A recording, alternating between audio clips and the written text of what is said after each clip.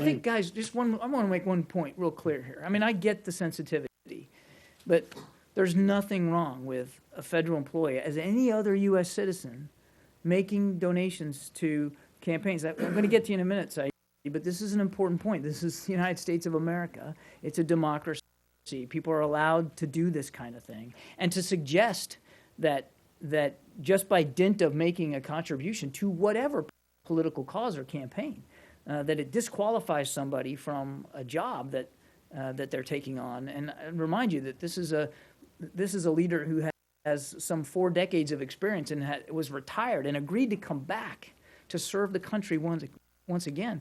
I think that's a very bad place for us to be if we're going to start criticizing people for campaign contributions that they make in their private time, in retirement, no less.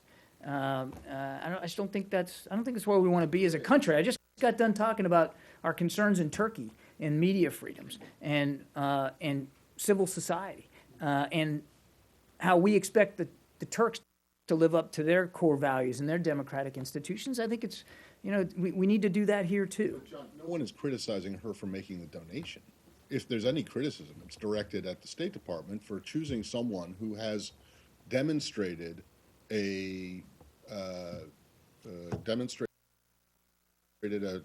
don't want to say bias, but I demonstrated a preference in a political candidate who happens to be at the very center of the issue that she has been nominated to, or has been named to take on. That's the point. Whether she is the most appropriate person for the job is the question. No one's criticizing her donation to anybody. She could have, Well, the implication was that because she had done this, she's somehow not supremely qualified for it. No, I do think a little bit. It's not a question of whether she is qualified or not. It's a question of whether the choice, given the donation, lends itself to an appearance of a potential conflict of interest, which